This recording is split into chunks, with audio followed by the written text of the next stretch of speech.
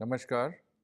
I would like to thank the Times Network for inviting me to speak at the India Economic Conclave on the subject of India's great democracy dividend. Democracy is a central feature of our identity as citizens and our national identity. It is also a central impulse that drives our foreign policy and strategic thinking.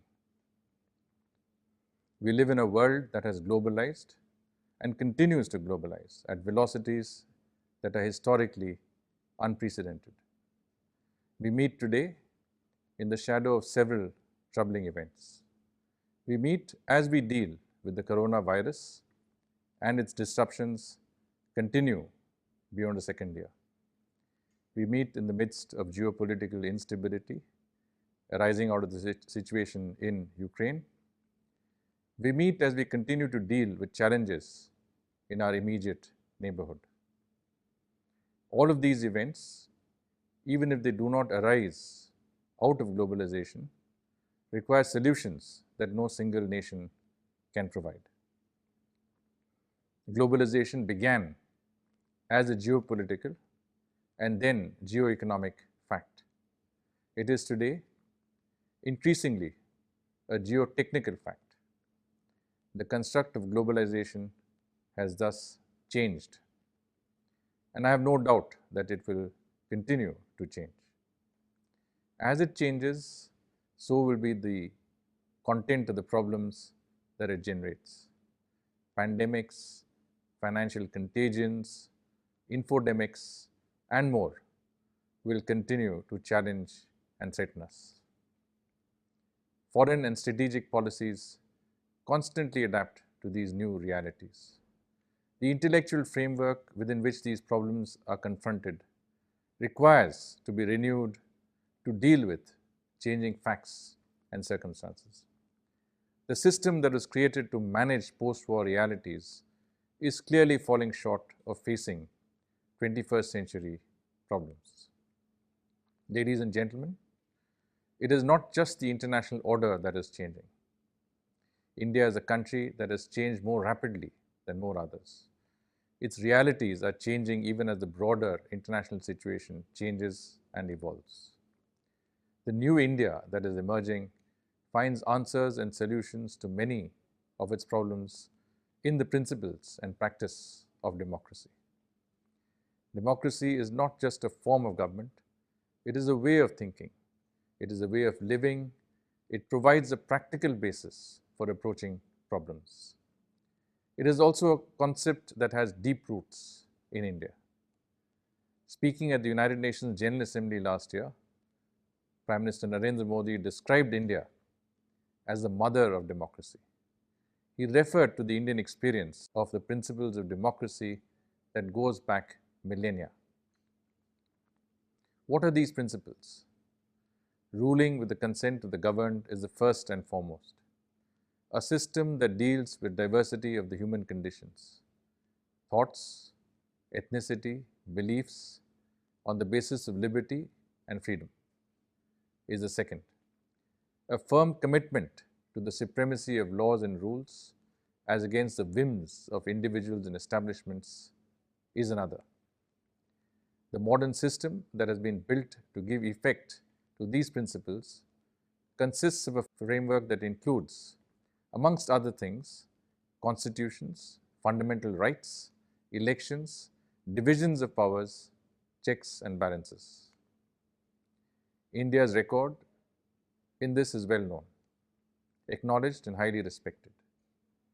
Democracy was transplanted into India literally overnight in 1947. It is not the only country where this process of transplantation was adopted as the world gradually decolonized itself in the aftermath of the Second World War.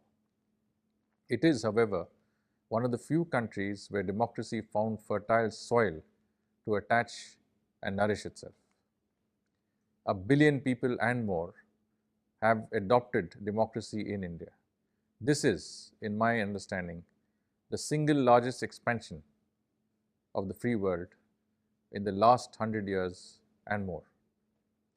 It is not entirely surprising that democracy, its institutions and practices took root in India. It has, as Prime Minister Modi reminded us, very ancient roots. Let me illustrate this with one example about the Buddha.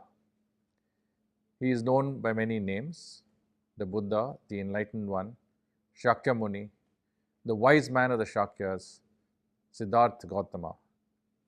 He is also the accepted creator of the Buddhist faith.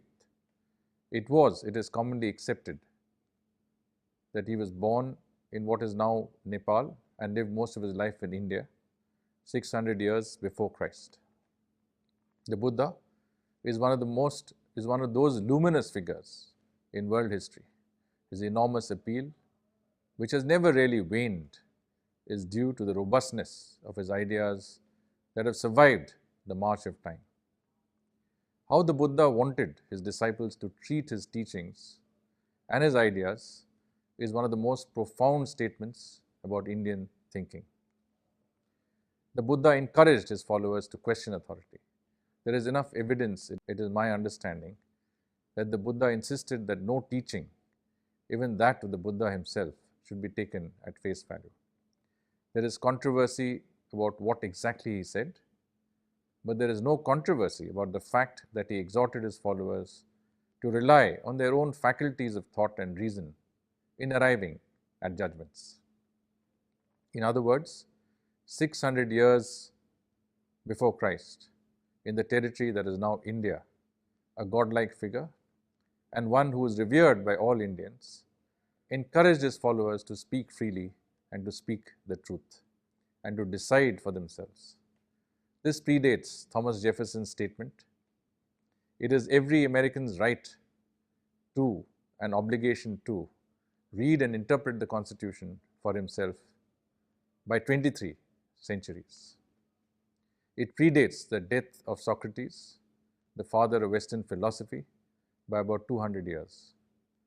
The right to freedom of expression, ladies and gentlemen, is hardwired into our historical consciousness and our heritage as Indians.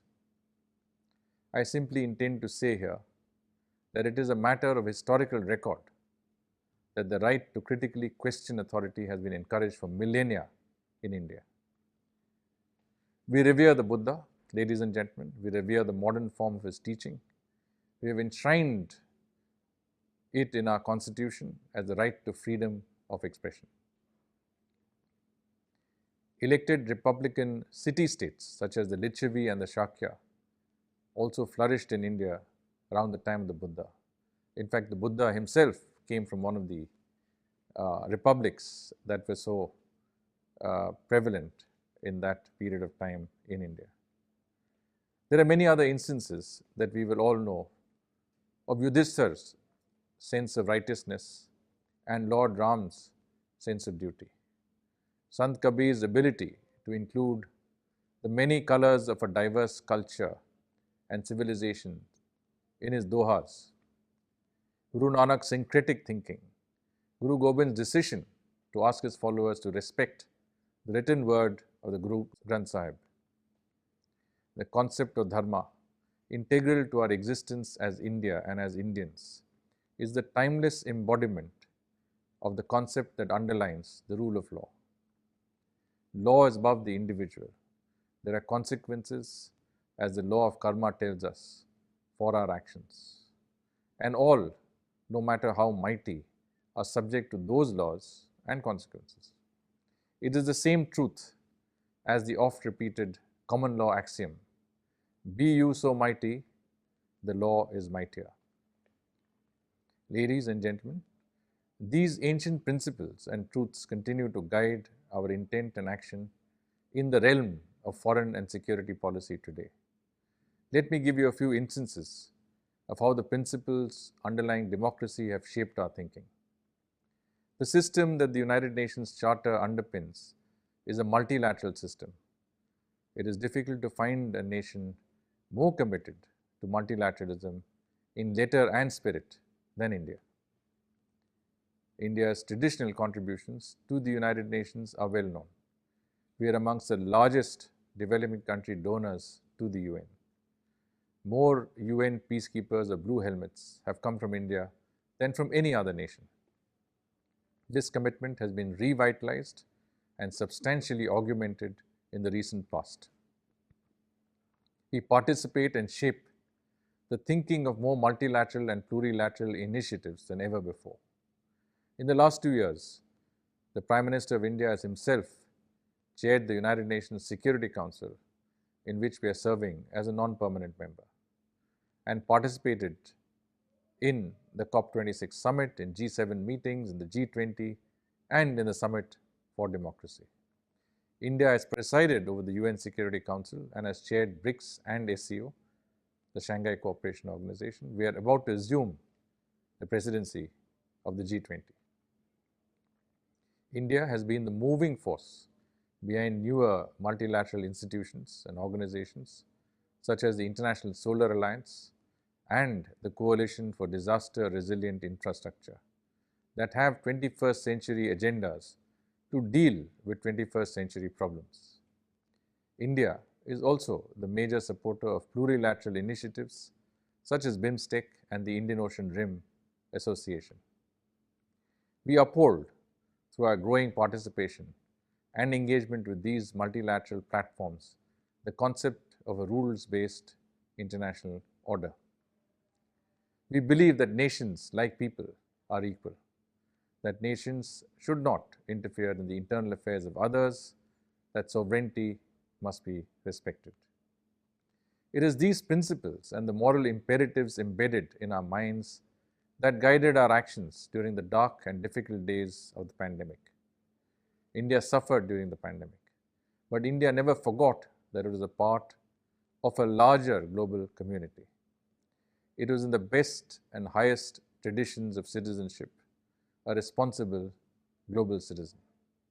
India rose above its own suffering to offer a helping hand where it could.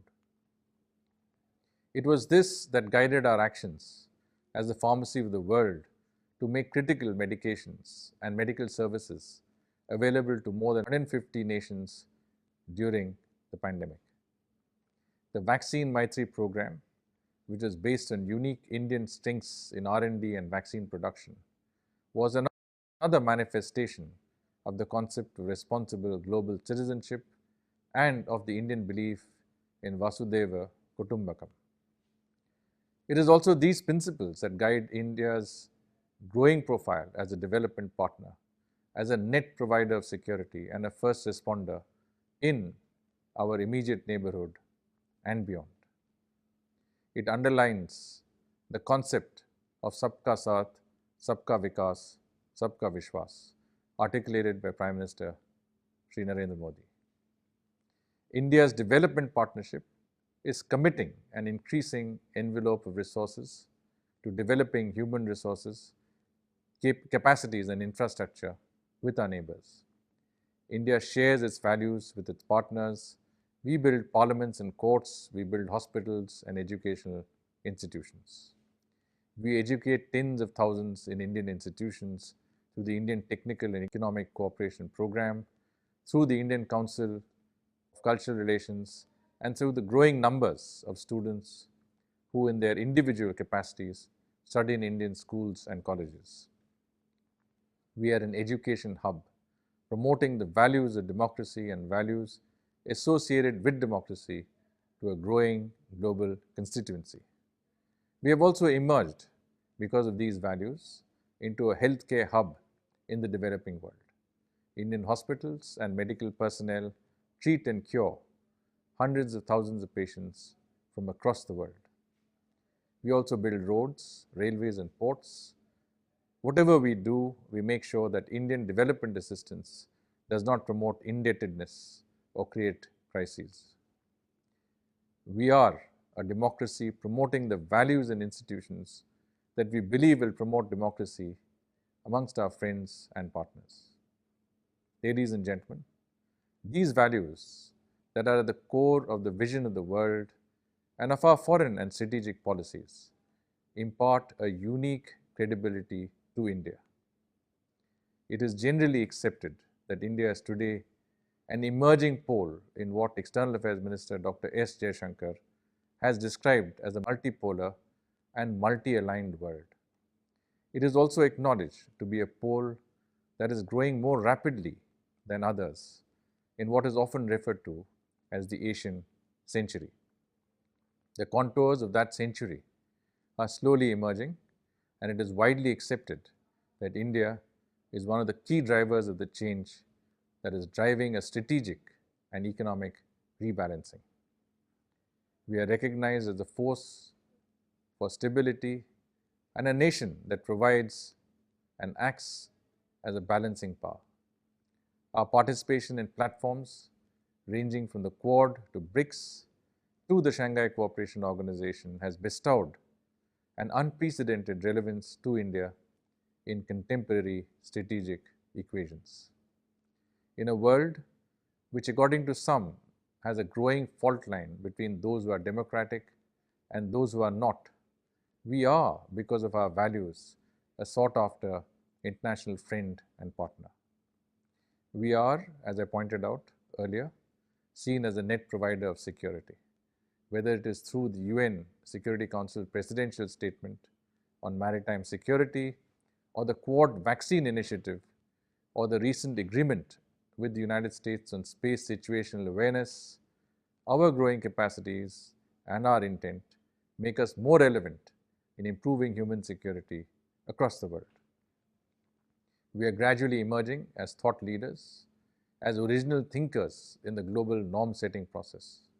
We are seen as part of the solution and not of the problem.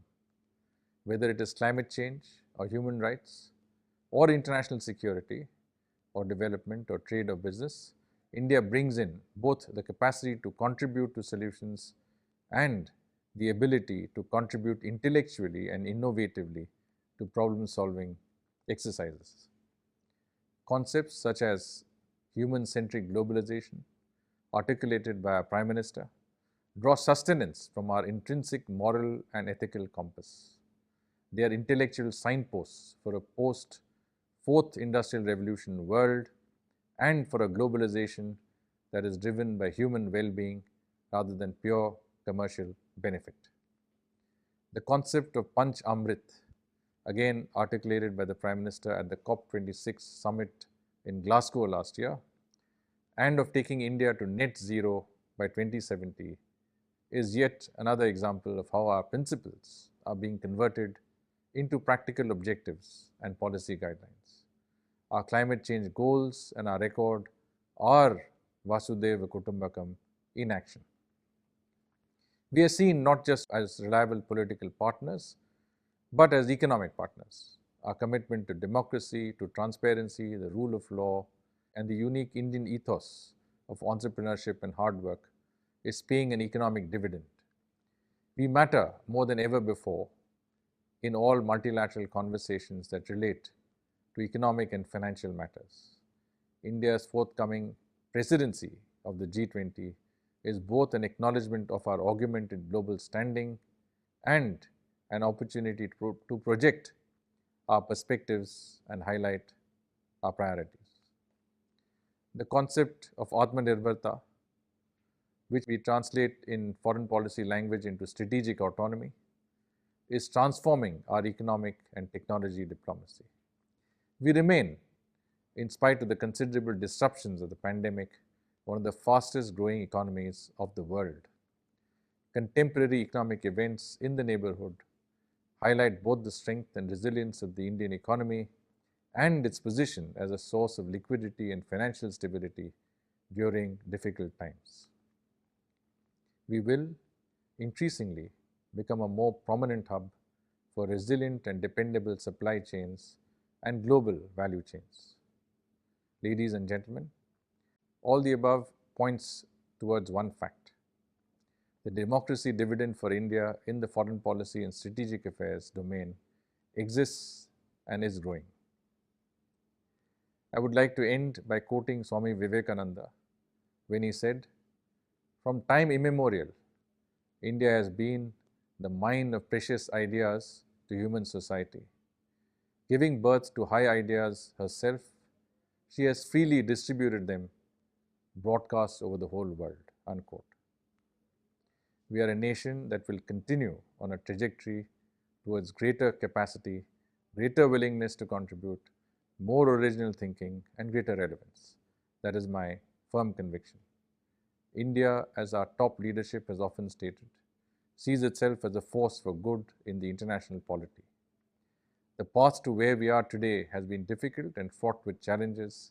The path ahead will be no less. As we move down this path, we will continue to draw sustenance, strength, and find guidance from the depths of our collective being. Thank you. Namaskar.